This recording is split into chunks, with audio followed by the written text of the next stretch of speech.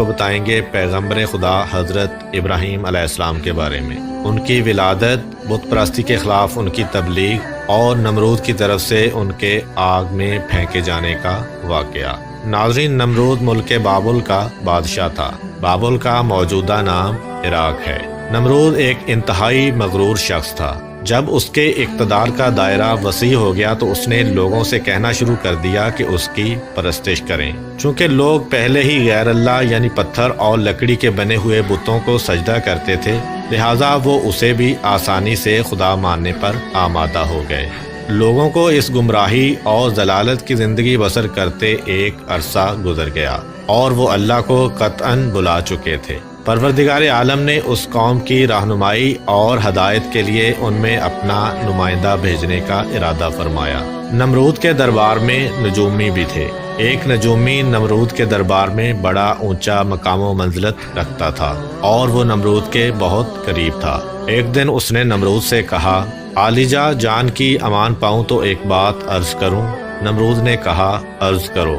نجومی نے بتایا کہ آپ کی سلطنت میں ایک بچہ پیدا ہونے والا ہے، وہ بت پرستی کو ختم کر دے گا اور لوگوں کو اپنے دین کی جانب بلائے گا اور آپ کی حکومت ختم کر دے گا۔ یہ سن کر نمرود نے اپنے دربار کے دوسرے نجومیوں کی طرف دیکھا۔ سب نجومیوں نے پہلے نجومی کی تائید کی۔ نمرود یہ سن کر دل ہی دل میں گھبرایا اور پھر غصے میں آ کر حکم دیا عورتوں اور مردوں کو ایک دوسرے سے الگ کر دیا جائے تاکہ ایسا کوئی بچہ وجود میں آنے ہی نہ پائے، اور حکم دیا کہ جو بھی بچہ پیدا ہو اسے قتل کر دیا جائے۔ نمرود کے منہ سے اس حکم کا نکلنا تھا کہ بابل میں پیدا ہونے والے بچے قتل کیے جانے لگے۔ کہتے ہیں کہ نمرود کے حکم پر اس مردود کے جلادوں نے 1,00,000 بچے قتل کیے۔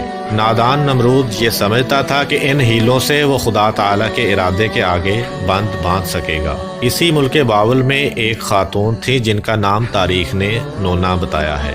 نونا اس وقت حاملہ تھیں، لیکن ان کے حمل کے آثار کو اللہ نے چھپا دیا۔ جب ان کے بچے کی پیدائش کا وقت آیا تو وہ نمرود کے کارندوں کے خوف کے مارے شہر سے باہر چلی گئیں اور وہاں پہاڑ کے ایک غار میں پناہ لے لی۔ انہوں نے اپنے بچے کو اسی غار میں جنم دیا اور پھر بچے کو لٹا کر خدا سے دعا کی، اے خدا، میں اپنے جگر کے ٹکڑے کو اس غار میں لٹا کر جا رہی ہوں، ان ظالموں سے تو ہی اس کو بچانا جو معصوموں کے خون کے پیاسے ہیں۔ پھر انہوں نے بچے کو بوسہ دیا اور غار کے دہانے کو پتھروں سے بند کر کے شہر کو لوٹ گئیں۔ جب دوسرے دن غار میں اپنے بچے کو دیکھنے آئیں تو دیکھا کہ ان کا بچہ انگوٹھا چوس رہا ہے۔ اس بچے کے انگوٹھے سے دودھ جاری تھا۔ یہ بچہ کوئی اور نہیں بلکہ حضرت ابراہیم علیہ السلام تھے۔ خداوند قادر و حکیم نے ابراہیم علیہ السلام کے انگوٹھے میں دودھ پیدا کر دیا تھا، اور یوں حضرت ابراہیم علیہ السلام کو غذا بہم پہنچتی رہی۔ اس غذا سے حضرت ابراہیم علیہ السلام دن میں اتنا بڑھتے تھے جتنا ایک عام بچہ مہینے میں بڑھتا ہے۔ آپ علیہ السلام کی ماں آپ کو دیکھنے کی غرض سے روزانہ غار میں آتی۔ جب آپ علیہ السلام کی عمر 2 سال ہو گئی تو وہ باتیں کرنے لگے، اور جب آپ کی عمر 7 سال کو پہنچی تو آپ کی والدہ انہیں بڑی بڑی باتیں اور اخلاق سکھانے لگیں۔ کمزوروں کی مدد کرنے کا طریقہ سکھاتیں اور اللہ کے گزرے ہوئے پیغمبروں کے قصے سناتیں۔ مگر انہیں کیا معلوم تھا کہ وہ جس بچے کی تعلیم اور تربیت میں لگی ہوئی ہیں وہ خود ایک پیغمبر ہیں۔ آپ علیہ السلام نے اپنی زندگی کے 13 سال اسی غار میں گزارے۔ انہوں نے ایک دن اپنی ماں سے کہا، ماں، مجھے بھی اپنے ساتھ شہر لے چلیں۔ ماں نے جواب دیا، بیٹا، شہر میں تمہارے لیے خطرہ ہے۔ اس لیے حضرت ابراہیم علیہ السلام اس غار سے رات کو نکل کر شہر میں داخل ہوئے۔ حضرت ابراہیم علیہ السلام کا ایک چچا تھا جس کا نام آزر تھا۔ یہاں پہ ایک نقطے کی وضاحت کرتا چلوں۔ توریت میں آزر کو حضرت ابراہیم علیہ السلام کا چچا کہا گیا ہے، جبکہ ان کے والد کا نام تارخ بتایا ہے، جبکہ قرآن مجید میں ان کے والد کا نام آزر کہا گیا ہے۔ بہت سے علماء کا اجماع ہے کہ آزر ابراہیم علیہ السلام کا باپ نہ تھا بلکہ ان کے والد تارخ تھے اور وہ مسلمان تھے۔ ارباب نسب کا بھی اسی پر اتفاق ہے کہ حضرت ابراہیم علیہ السلام کے والد تارخ تھے، لہٰذا قرآن مجید اور اکثر حدیثوں میں جو آزر کو باپ کہا گیا ہے وہ مجاز کے طور پر ہے، کیونکہ وہ حضرت علیہ السلام کا چچا تھا، اور عرب میں یہ رواج ہے کہ چچا کو باپ کہتے ہیں۔ یا یہ بھی ہو سکتا ہے کہ وہ آپ کا چچا ہی رہا ہو اور طارق کی وفات کے بعد ان کی والدہ سے عقد کیا ہو اور آپ کی تربیت کی ہو، اسی سبب سے اس کو باپ کہا گیا ہے۔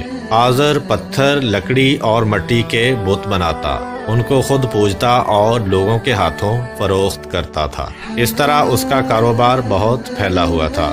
آزر کے بیٹے بھی بت فروشی کیا کرتے تھے۔ جب حضرت ابراہیم علیہ السلام غار سے نکل کر شہر میں گئے اور اپنے چچا آزر کے پاس پہنچے تو آزر نے حضرت ابراہیم علیہ السلام کو بھی اپنے بیٹوں کے ساتھ بت بیچنے کے لیے بیچ دیا۔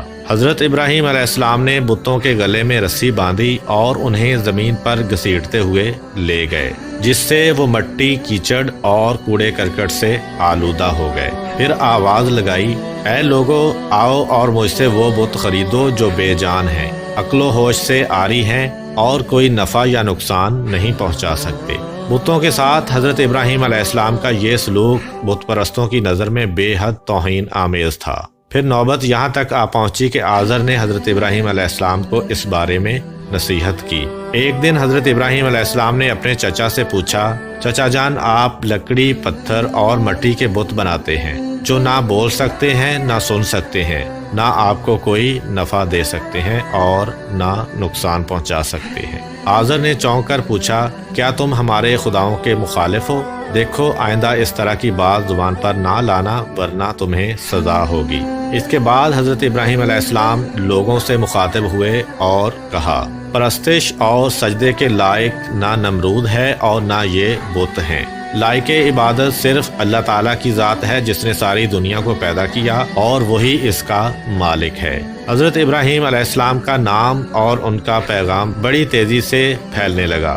لوگ ان کی بات غور سے سننے لگے۔ جب ان کی شہرت نمرود تک پہنچی تو اس نے اپنے دربار کے لوگوں سے پوچھا، یہ کون نوجوان ہے جس نے ایک ہنگامہ کھڑا کر دیا ہے؟ درباری بولے، اس کا نام ابراہیم ہے جو آزر کے گھر میں جوان ہوا ہے۔ نمرود نے حکم دیا کہ اسے فوراً میرے سامنے پیش کیا جائے۔ نمرود کے بھیجے ہوئے لوگ حضرت ابراہیم علیہ السلام کے پاس آئے اور انہوں نے نمرود کا پیغام انہیں پہنچایا۔ حضرت ابراہیم علیہ السلام نمرود کے پاس پہنچے۔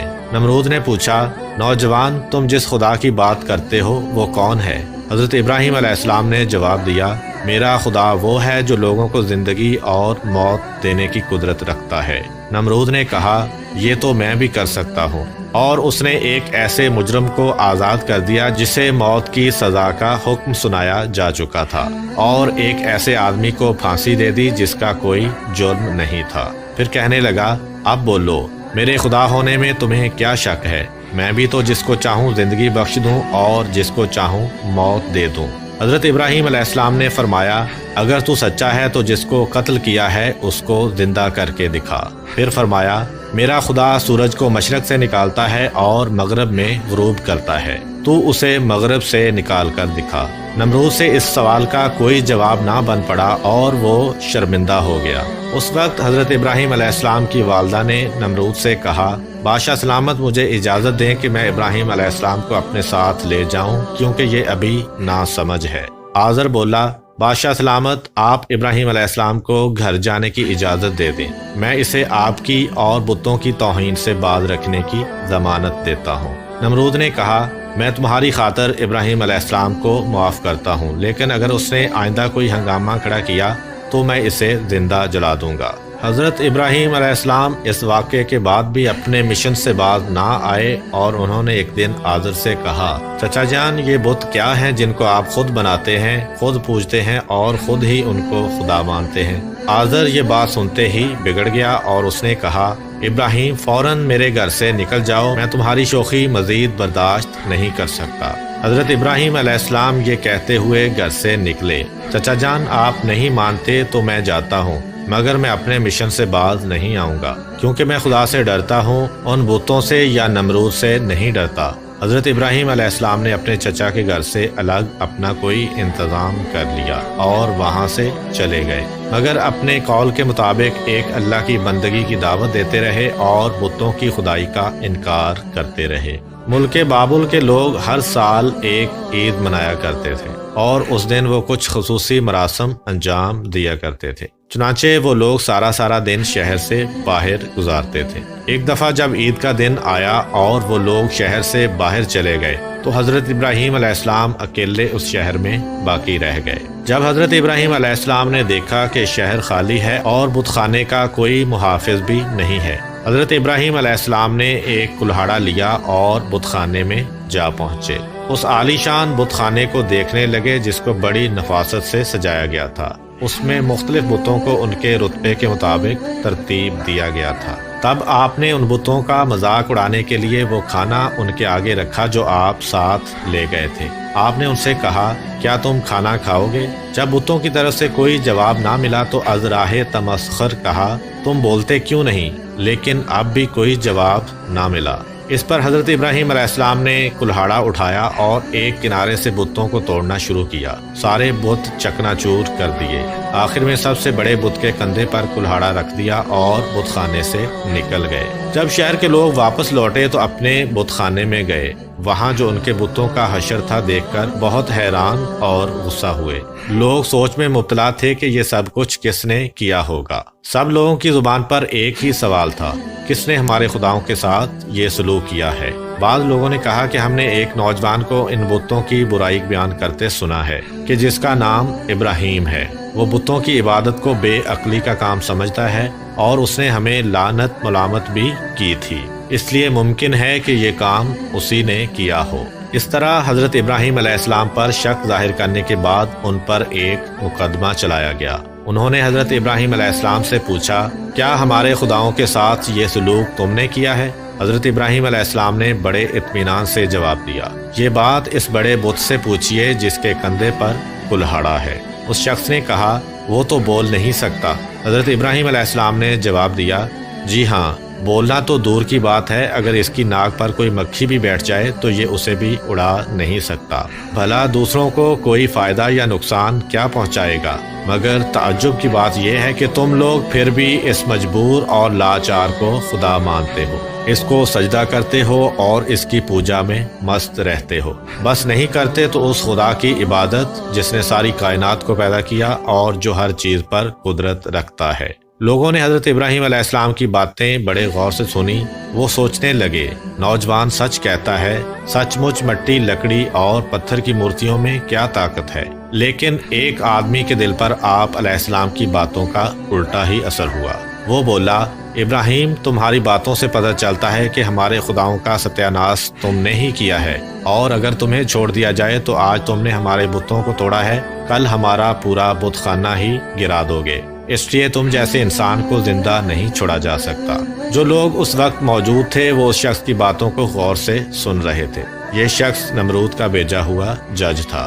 لوگ کھڑے اس بات کا انتظار کر رہے تھے کہ دیکھیں نوجوان کے لیے کیا سزا تجویز کی جاتی ہے۔ اس سزا کو سننے کے لیے انہیں زیادہ انتظار نہ کرنا پڑا۔ جج بولا، ابراہیم، تمہارے اس جرم کی سزا یہ ہے کہ تمہیں زندہ جلا دیا جائے گا اور تمہاری خاک ہوا میں اڑا دی جائے گی۔ حضرت ابراہیم علیہ السلام نے کہا، میں تمہارے اس فیصلے سے نہیں ڈرتا۔ زندگی اور موت کا مالک میرا اللہ ہے۔ میں جو کچھ کہہ رہا ہوں وہ حق ہے اور میری بات کو میرا اللہ سن رہا ہے۔ جج نے حضرت ابراہیم علیہ السلام کو جو فیصلہ سنایا، نمرود نے اس پر عمل درآمد کے لیے فوراً تیاری شروع کر دی۔ اس نے اس شہر اور ارد گرد کے علاقوں میں اعلان کرا دیا، ہمارے بتوں کو توڑنے اور ان کی توہین کرنے والے نوجوان کو زندہ جلانے کے لیے سب لوگ ایندھن اکٹھا کریں۔ ادھر بت خانے کے پجاریوں نے بھی اعلان کیا کہ جو لوگ اپنی کسی مراد کے پورا ہونے کے لیے ایندھن جمع کریں گے ان کی مراد پوری ہوگی۔ اس اعلان کو سن کر لوگوں نے زیادہ سے زیادہ ایندھن اکٹھا کرنا شروع کر دیا۔ ادھر شہر کے تمام لوگوں نے لکڑیوں کو اکٹھا کرنا شروع کر دیا۔ ادھر حضرت ابراہیم علیہ السلام قید کر لیے گئے۔ لوگوں نے ایندھن کے لیے لکڑیوں کو اکٹھا کر کے ایک جگہ اس کا ٹال لگا دیا۔ اس کے بعد ان لکڑیوں کو آگ لگائی گئی۔ جب شعلے بھڑک اٹھے تو حضرت ابراہیم علیہ السلام کو قید خانے سے نکال کر لایا گیا۔ جب انہیں اس میدان میں لایا گیا جہاں آگ جلائی گئی تھی تو آپ علیہ السلام اس آگ کو دیکھ کر ہنس پڑے۔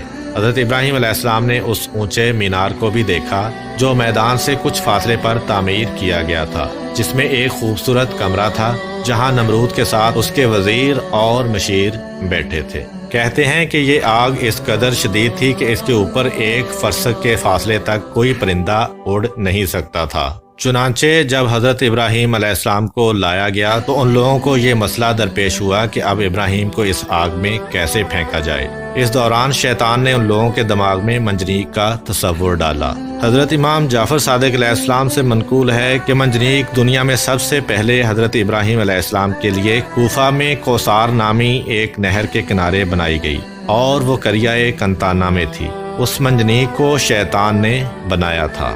چنانچہ حضرت ابراہیم علیہ السلام کو منجنیق کے ذریعے آگ میں پھینک دیا گیا۔ اس وقت آسمان و زمین سے فریاد بلند ہوئی اور کائنات کی ہر شے نے ابراہیم علیہ السلام کی امداد کی خواہش کی۔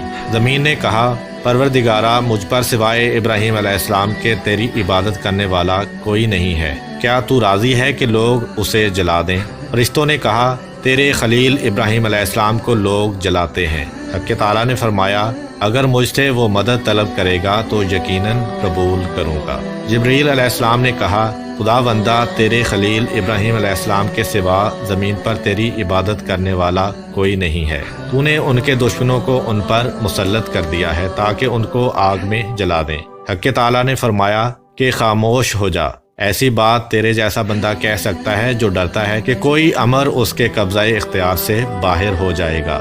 وہ میرا بندہ ہے، جس وقت چاہوں گا اس کو بچا لوں گا، اگر وہ مجھ سے دعا کرے گا تو میں قبول کروں گا۔ پھر ابراہیم علیہ السلام نے اپنے پروردگار سے دعا کی، یا اللہ ہو، یا واحد ہو، یا احد ہو، یا من لم یلد ولم یولد ولم یکن لہ کفوا احد نجنی من النار برحمتک۔ اس وقت جبرائیل علیہ السلام نے حضرت ابراہیم علیہ السلام سے ہوا میں ملاقات کی جبکہ وہ منجنیق سے جدا ہو چکے تھے، اور پوچھا کہ اے ابراہیم علیہ السلام، کوئی حاجت مجھ سے ہے؟ آپ نے فرمایا، تم سے کوئی حاجت نہیں ہے، لیکن عالموں کے پروردگار سے میری حاجت ضرور ہے۔ اس وقت جبریل علیہ السلام نے ان کو ایک انگوٹھی دی جس پر نقش تھا، لا الہ الا اللہ محمد الرسول اللہ انجعت ظاہری الی اللہ واسندت امری وفوضت امری الی اللہ۔ پھر خدا نے آگ کو وحی کی، کونی بردن، یعنی سرد ہو جا۔ اس کے ساتھ ہی آگ سرد ہو گئی اور وہاں جبریل علیہ السلام آئے اور آپ کے ساتھ بیٹھ کر گفتگو میں مشغول ہوئے۔ ان کے چاروں طرف گلو لالا پیدا ہو گئے۔ کہتے ہیں کہ جب آگ جل رہی تھی تو چھپکلی آگ کو پھونکتی تھی اور مینڈک اس پر پانی لا کر ڈالتا تھا تاکہ اس کو بجھا دے، اور جب خدا نے آگ پر وحی کی کہ سرد ہو جا تو 3 روز تک دنیا کی تمام آگ میں گرمی باقی نہ رہی تھی۔ اور یوں اللہ تعالیٰ نے اپنے پیغمبر حضرت ابراہیم علیہ السلام کو اتنی بڑی آگ سے محفوظ رکھا۔ یہ سارا معاملہ دیکھنے کے بعد نمرود حضرت ابراہیم علیہ السلام کے پاس پہنچا اور بولا، نوجوان، ہمیں تعجب ہے کہ تمہارا حکم آگ پہ چلتا ہے۔ حضرت ابراہیم علیہ السلام نے جواب دیا کہ یہ تمام میرے خدا کی قدرت ہے۔ نمرود حضرت ابراہیم علیہ السلام کی عظمت کو تو آنکھوں سے دیکھ چکا تھا، مگر وہ آپ کی باتوں کو تسلیم کرنے کے لیے پھر بھی تیار نہ ہوا۔ نمرود کو لگا کہ کہیں لوگ حضرت ابراہیم علیہ السلام پر ایمان نہ لے آئیں۔ اس نے فوراً لوگوں کو لالچ دے کر اور کچھ کو ڈرا دھمکا کر بہکایا۔ اس واقعے کے بعد اس نے حکم دیا کہ انہیں شہر بدر کر دیا جائے تاکہ کوئی شخص ان کا پیرو نہ بنے اور ان کا دین اختیار نہ کر سکے۔ حضرت ابراہیم علیہ السلام خود بھی نمرودیوں کے ساتھ ان کے شہر میں رہنے پر خوش نہ تھے، اس لیے وہ شہر چھوڑنے پر آمادہ ہو گئے۔ چنانچہ انہوں نے اپنی بکریاں اکٹھا کیں اور انہیں اپنے ساتھ لے کر روانہ ہو گئے، کیونکہ آپ کے ساتھ بہت سی بھیڑ بکریاں اور دوسرا سامان بھی تھا۔ اس لیے نمرود نے حکم دیا کہ یہ سارا مال بحق کے سرکار ضبط کر لیا جائے۔ حضرت ابراہیم علیہ السلام نے کہا، اگر تم میری بھیڑ بکریاں اور مال و متاع لینا چاہتے ہو تو میں نے اس سرزمین میں اپنی جتنی عمر صرف کر کے یہ بھیڑ بکریاں جمع کی ہیں، تم میری وہ عمر مجھے لوٹا دو اور پھر میرا مال ضبط کر لو۔ جب بات بڑھ گئی تو یہ مقدمہ نمرود کے ایک منصف کے پاس پہنچا۔ اس نے فریقین کے بیانات سننے کے بعد فیصلہ حضرت ابراہیم علیہ السلام کے حق میں دے دیا۔ تب آپ اپنی بھیڑ بکریاں اور دوسرا سامان لے کر اپنی بیوی سارہ اور اپنے بھتیجے حضرت لوط علیہ السلام کے ہمراہ بابل چھوڑ کر چل دیے۔ اکثر مورخوں اور بعض مفسروں نے ذکر کیا ہے کہ آگ سے نجات کے بعد حضرت ابراہیم علیہ السلام نے نمرود کو دین حق کی دعوت دی۔ اس شکی نے کہا کہ میں تمہارے خدا سے جنگ کروں گا، اور ایک دن مقرر کیا۔ اس روز نمرود بے شمار لشکر لے کر میدان میں آیا۔ ابراہیم علیہ السلام تنہا اس کے مقابلہ میں کھڑے ہوئے، یہاں تک کہ حق تعالیٰ نے اتنے مچھروں کو بھیجا جن سے فضا تاریک ہو گئی، اور وہ لشکر والوں پر حملہ آور ہوئے اور ان کے سر اور ناک میں لپٹ گئے، یہاں تک کہ سب کے سب بھاگ کھڑے ہوئے۔ نمرود بھی ذلیل و رسوا ہو کر واپس آیا، لیکن پھر بھی ایمان نہ لایا۔ تو خدا نے ایک کمزور مچھر کو حکم دیا کہ اس کے دماغ میں گھس جائے۔ وہ اس کے دماغ میں جا کر اس کا مغز کھانے لگا۔ وہ اس قدر بے چین ہوا کہ چند آدمیوں کو مقرر کیا کہ بھاری گرز لے کر اس کے سر پر ماریں کہ شاید اس سے اس کے اضطراب میں تسکین آئے۔ اسی حالت میں 40 سال گزرے اور وہ ایمان نہ لایا، بالآخر اسی حالت میں جہنم واصل ہو گیا۔